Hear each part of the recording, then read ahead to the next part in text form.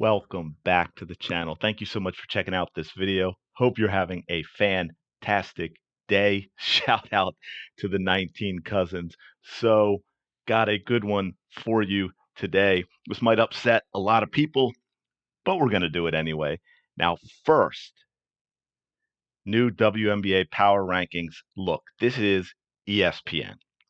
However, in this particular case, I actually think that helps because if ESPN has moved the Indiana Fever above the Anointed, Asia Wilson, and the Las Vegas Aces, that ought to tell you something, folks. So that's what we have here. The Indiana Fever up at number 4. The Las Vegas Aces are behind them at number 5. The Indiana Fever are on a roll. They started 1-8. They're 6-1 since the Olympic break. Clark, Mitchell, and Boston have been getting better and better. And even the last couple of games, Boston hasn't been much of a focal point of the offense, and it has not mattered with the way they have played. You have Mitchell and Clark lighting things up. Melissa Smith has played well in playing about half a game the last couple of games. Lexi Hull's been fantastic. Dantas, Fagbenley, they've just playing really well. And here are the Las Vegas Aces, folks, down at 5. And I know you think, well, wait, their record is better. Yes, it is. But again, the Fever, 6-1 since the break. The Las Vegas Aces, 4-4 since the Olympic break, including a loss last week to Dallas, 93-90. So what that leads me to is this MVP conversation. And when I say conversation, of course, what I mean is something the media does not want you to have, because Asia Wilson was anointed, folks, anointed, not earned, as the MVP before the season started. And this wasn't about Caitlin Clark. You had a lot of people who didn't like the fact that last year, Breanna Stewart was the MVP, and some people wanted Asia Wilson. So there has been a campaign ever since. You knew before the first game of the season it was Asia Wilson. You listen to people, Shannon Sharp just talked about it, Stephen A. Smith just talked about it, and they all say Asia Wilson's the best player in the world. Asia Wilson's the unanimous MVP, and they say it in a way to make sure there is no discussion. They say it in a tone that gives you the idea that it's not even something that any sane human being would talk about it. It is. We are manifesting. She is the unanimous MVP, which is really weird considering this is coming from a lot of the same people who at the beginning of the season were spewing that nonsense that Clark fans simply wanted the rest of the league to not even defend her and just let her do whatever she wanted and get her points, which is ridiculous. But those same people are saying from day one, Asia Wilson is MVP and there is no conversation. Maybe she is the best player in the world. Maybe she is the unanimous MVP. Maybe not. And if she is, why? Why is she? I mean, I think Napheesa Collier fans would like to know. Breanna Stewart fans would like to know. In addition, let's be clear, most valuable player is not always the best individual player.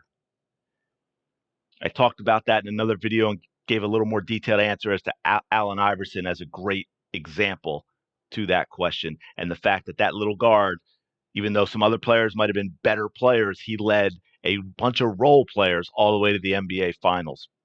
And look, even in football, the American one, they have most outstanding offensive player awards and most outstanding defensive player awards that don't necessarily go to the MVP of the league. Most valuable and best are not necessarily the same thing.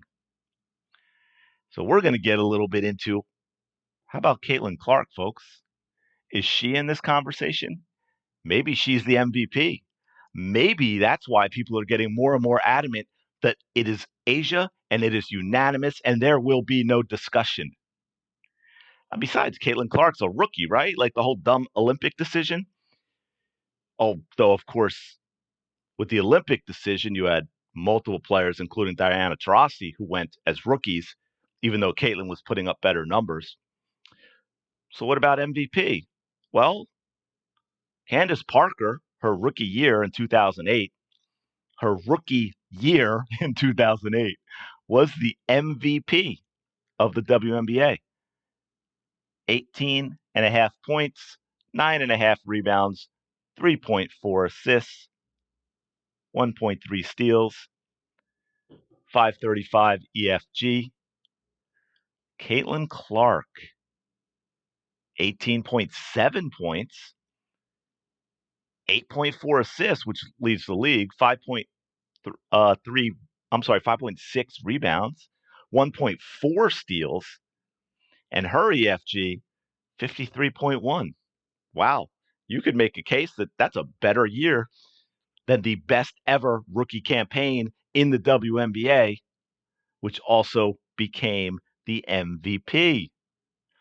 So let's talk about valuable. The Las Vegas Aces have 4 American Olympic gold medal winners on their team. 4. They've got 5 Olympians, 4 of them on the U.S. team. And what's really fascinating is now you're hearing, when you're looking at the numbers A'ja Wilson's putting up, and we're going to get into that in a minute, you keep hearing all this whining about how, well, yeah, sure, they've got all those Olympians, but they're not playing well, blah, blah, woof, woof. Well, but they're Olympians. I mean, Jackie Young is actually having a really good season, if I remember correctly. Here's Jackie's average. She's averaging 17 points, 4.5 rebounds, 5.5 assists, EFG of 51%. That's not helpful. That doesn't help A'ja Wilson. And besides, we are talking about most valuable, right? So why doesn't A'ja make her team better?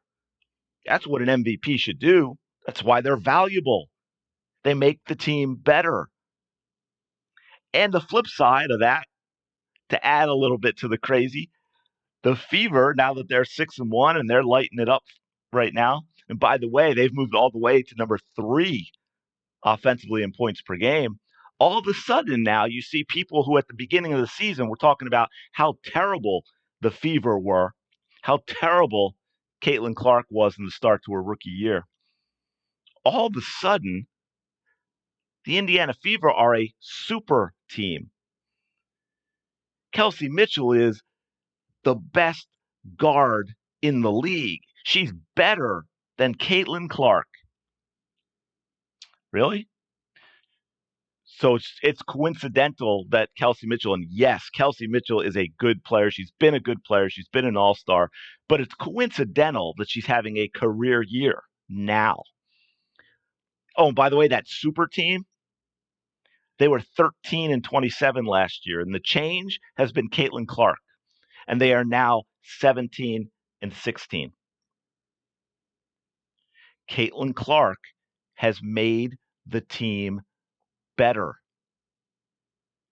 Look at this. This is really cool. This is an interesting thing. I don't know where he got this, but considering Dave's a big betting man himself and put this out here, I'm sure he has a legitimate source. The Indiana Fever are now 18-1 to win the title. They were 100-1 just at the All-Star break, folks. Just at the All-Star break. Absolutely insane. Caitlin Clark has completely changed how the team plays. She's made the Fever her team.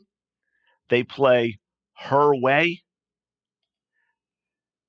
If you go back and you look at the games early in the season and you compare them to now in terms of how the Fever played, and no, folks, this is not the Christy Sides offense that you're seeing now. That was the Christy Sides offense you were seeing then. And that's not a criticism of Sides. What I will give her credit for that you're seeing more of is they're playing Caitlin Clark basketball. Caitlin Clark has completely morphed this team into something different, something that hasn't been seen before. The other players have embraced what Caitlin Clark brings to the game, and they've added to it.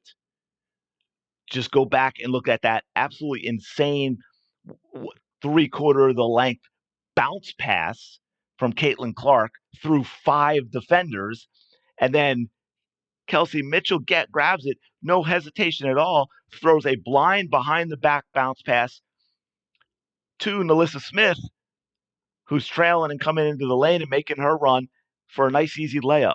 That did not happen at the beginning of the season. That does not happen without the influence of Caitlin Clark. The Aces, 20-12, they're in the 4th spot. Seems pretty good. They were 34-6 last year, folks. They've already lost twice as many games as they did last season. The Indiana Fever, on the other hand, they surpassed last season's total of 13 already by 4 wins. Oh, and that, I believe, if I'm looking at this correctly, and I hope I am, more combined wins this year than 20 or tied. We'll call it tied, right? 17, what is this? 5 and 6 is 11, and 6 is 17. So far, they are tied for the combined wins of the 2021 and 22 Fever. And yes, I know you can look back and say, oh, well, they played fewer games, especially in 20. But folks, look at the winning percentages, 273. I mean, let's go back further, from 217 on, 265, 17, 38, 27, 18, 13, 32. This, of course, was clipped, obviously, before their last win. They're now 17 and 16, and that is a 51% winning percentage. And, of course, they have 7 games to go. Now, here's another thing to think about.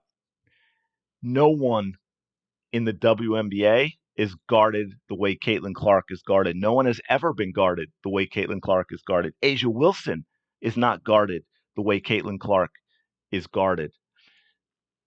As you saw, a really specific one is in the Olympics was full court, right? Remember that? Kelsey Plum, sorry, not the Olympics, the All-Star game. Cheryl Reeve had to guard Caitlin Clark 94 feet. You saw earlier in the season all the blitzes, which they still do a little bit, the blitzes, the double teams, the shading over. All of these things that you're seeing that as the Fever learn to play together and understand what Caitlin Clark brings to the team that makes all of them better, you're seeing these defenses get more easily defeated, and they're trying new things. I mean, how about we saw what evolved with the pick and roll with Aaliyah Boston, and then teams shift their defense. And now you're seeing a lot more of spreading out on the offense in the half court. I talked about this with video in another one where Caitlin Clark, with her dribble alive, when she's, out near the 3-point line, a little to one side or the other, you've got, say, Lexi Hull or Kelsey Mitchell in the corner. The defenses don't know what to do. That wing defender has to worry about Caitlin Clark penetrating. And what happens a lot is she forgets or leaves that wing defender, backdoor cut to the basket. Caitlin Clark with a great bounce pass that leads her teammate to the basket. Easy layup. Easy layup, folks. Now, oh, wait, I wanted to show this. I think this is next thing. This is just kind of cool. Someone actually put this together, which was nice, so I didn't have to. Caitlin Clark's numbers, after you woke up the monster by leaving her off the Olympic team, before 16.8 points per game, 37% shooting, 5.3 rebounds, 6.3 assists, 25% winning percentage. After 19.8 points per game, 45% from the field, 5.8 rebounds, 9.5 assists, and a 67% winning percentage. Absolutely fantastic. Now, here's something really interesting, because we have seen a huge emphasis on this, right? People talking about these games, the scoring that A'ja Wilson's doing, 42 against Dallas, although they lost. 41 against Phoenix. Huge monster games, right? Her offensive explosion is like nothing we've ever seen. She is the best player in the world. Hey, here's something really interesting about that amazing scoring that A'ja Wilson's been doing lately. Caitlin Clark is more productive. She's a more productive, more efficient scorer. Yeah, really. No, it's true. Let's talk about points per shot. So we're putting it all together. The twos, the threes, the free throws. And by the way, it also rewards people who get to the line more, which in this case actually skews things in A'ja Wilson's favor as a post player compared to Caitlin Clark, who we know doesn't get any calls. A'ja Wilson averages 7.5 free throws a game. Caitlin Clark 4.4. So that's skewed in A'ja Wilson's favor. Well, guess what, folks? Caitlin Clark, and I remember doing this. I think the first time I showed you this, and this is one of the few stats that's like not common that I really like because it gets rid of the craziness with percentages and all that, and it's just, hey, as a scorer, how productive is a player? How many points do they produce on average for each shot that they take? I first did this when Caitlin Clark got left off the Olympic team, and I compared it to all the guards on the Olympic team. And Caitlin Clark's was better than all of them. Her points per shot was better than all of them. And it was somewhere, if I remember correctly, around 1.28, I think, something like that, 1.27 at the time. It is now 1.35. And that is not a number that can move a lot upside, right? I mean, you've really got to go on a streak, a shooting streak over a lot of time to really jack that up. Now, so it's 1.35, so it's gone up. Now, just because of all the talk about A'ja Wilson and what a great player she was, just for myself and to give all of you an idea of what those other numbers were relative to a player like A'ja Wilson. A'ja Wilson's at the time was 1.60. It is now for the season 1.41. Not much more than Clark's. And these 5 games, the scoring explosion you're seeing, A'ja Wilson's points per shot over these past 5 games, where you see those 240-plus games, 1.43. Guess what Caitlin Clark's is over her past 5 games, folks? 1.46. She is actually a more productive scorer in terms of points generated per shot taken over these past 5 games that everyone's celebrating with A'ja Wilson than A'ja Wilson is. Because A'ja Wilson the focus is on A'ja Wilson shooting. A'ja Wilson is taking tons of shots. A'ja Wilson is averaging 21.4 shots per game over her last 5, 19.5 for the season. Caitlin Clark is averaging only 16.6 shots over the past 5 games, which right there, I'd like to see a couple more. I'd like to see Caitlin Clark actually around the 19-20 number. So I'm not saying A'ja Wilson's taking too many shots for her team. I'm just in relation to Caitlin Clark, she's taking a lot more shots. Caitlin Clark's season average is only 13.9. So think about that now. This winning that they're doing, and they've won 4 in a row. They've won 4 of their last 5. Well, obviously they've won 6 of their last 7, but just in keeping these numbers of the last 5, Caitlin Clark is shooting the ball more, folks, and the team is doing better. Something to think about. So Caitlin Clark, despite all this scoring, Caitlin Clark is actually a more productive scorer. We all know her points per shot would be higher if she got all the foul calls too. The difference is Caitlin Clark does so many other things for her team. A'ja Wilson's an incredible rebounder. I wasn't saying that to say A'ja Wilson doesn't. She's a good defender, and she is a really good rebounder. But a lot of people are focusing on these points she's putting up, and I'm telling you, put in context, not as big a deal as you think that it is. If you want to look at the scoring of Caitlin Clark and A'ja Wilson, it's not, well, Asia's averaging like, what is it, 8 points more a game or something like that? Was it 18.7? What's Asia's bumped up to after these last games? 27 and a half to 18 and a half, what, 8, 9 points. But that has all come from Asia Wilson taking more shots. So the scoring is a wash, which means we're arguing about Asia's rebounding and her defensive presence versus Clark's all-around game, and I think most importantly, the fact that she elevates the game, elevates the play of everyone around her, to the point where the Fever are up to number 3 in the league in scoring, only behind the 2 finalists last year, the Liberty and the Aces. Caitlin Clark leads the league in points and points assisted, despite all those missed layups, at 37.3 points per game. By the way, if she keeps up that pace, it will be a WNBA record.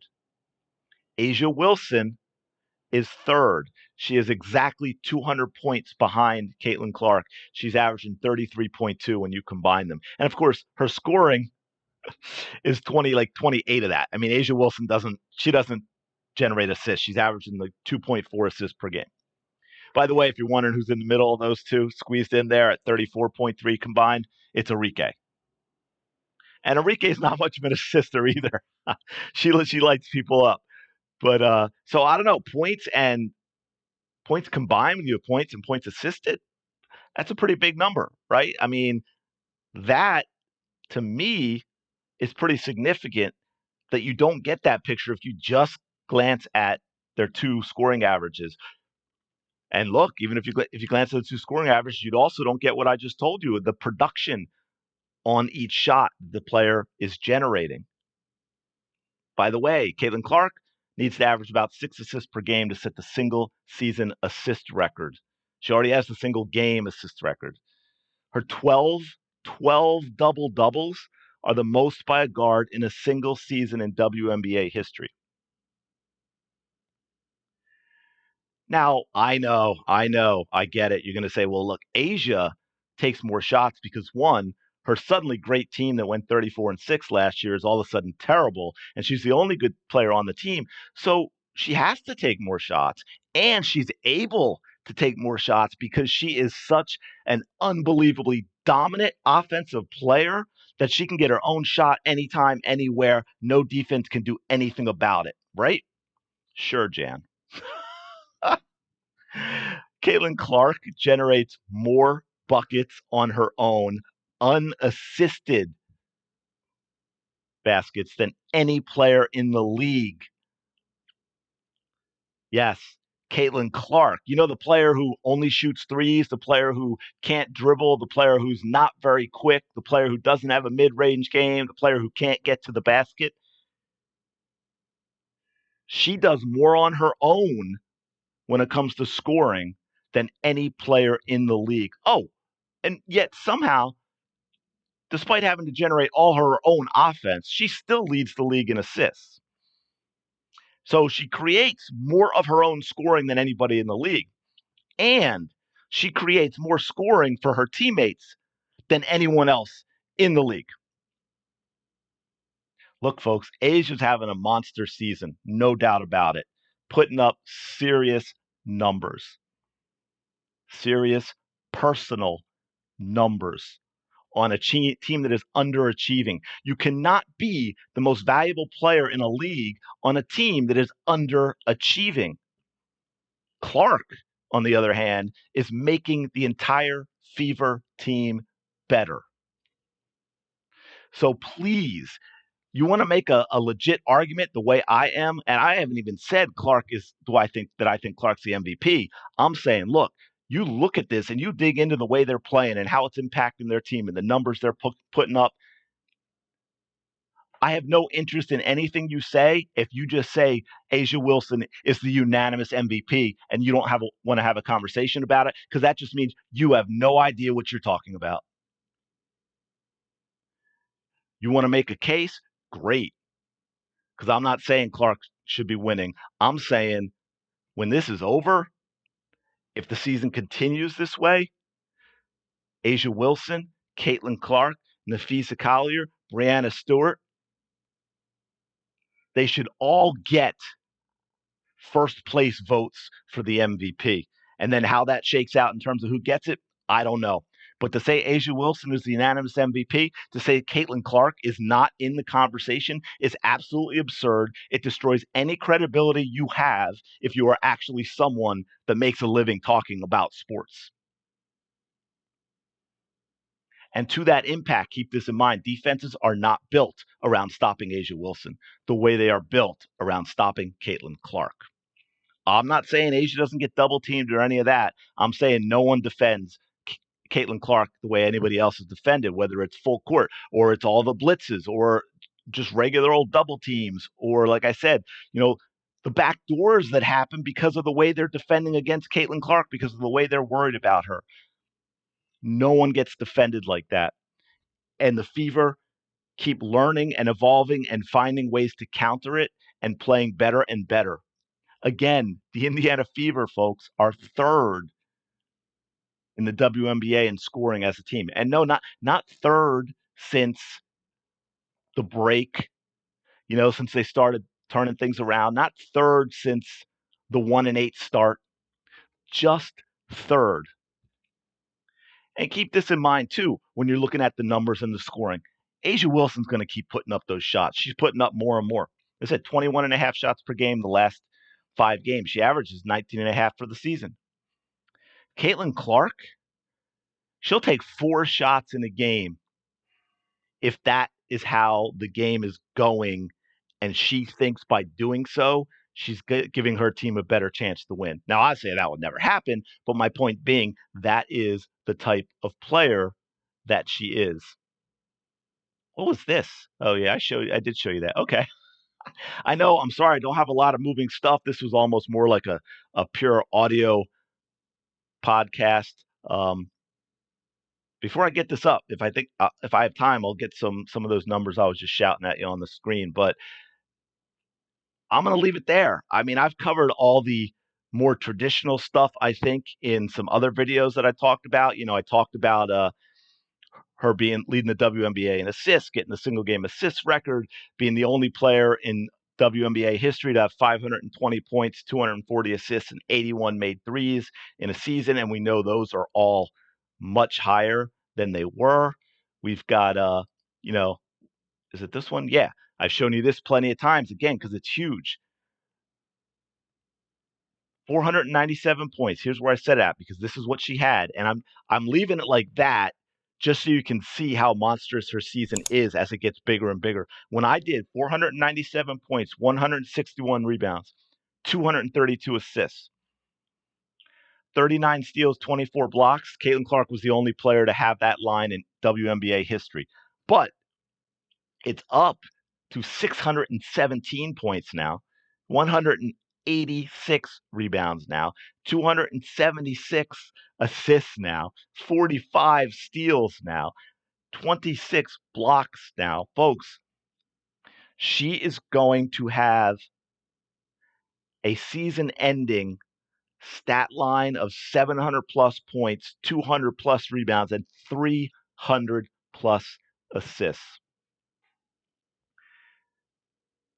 A'ja Wilson may very well be the MVP of the league this year. But I am sorry to tell me that Caitlin Clark, and this would have been so long if I included them, but it is fair to say Breanna Stewart and Napheesa Collier as well, to say they are not in the discussion, to say A'ja, all this crap that you've been saying since before the season started, that A'ja is the unanimous MVP, and backing it up with nothing. And as I just showed you, I don't want to hear, oh, she's got 27 points a game and she's second in the league of rebounding. You got to give me something a little more. What does it mean? What do those numbers mean? How are those numbers translating to the performance of the team? Because we've seen a 34-6 team that won a title now be 20-12. They've won 2 in a row, so they were down to 18-12. They've already lost twice as many games.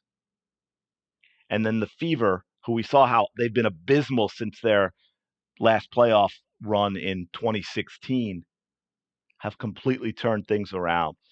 I'm going to leave it there because this is hugely long. I don't even know if anyone's still listening or if everyone's even going to watch it when they see how long this is on their screen and the thumbnail. But if you did enjoy this, please comment. Let me know your thoughts on. I mean, I know I'm going to get a lot of people like, "Ace is the MVP." Sure, that's cool, whatever.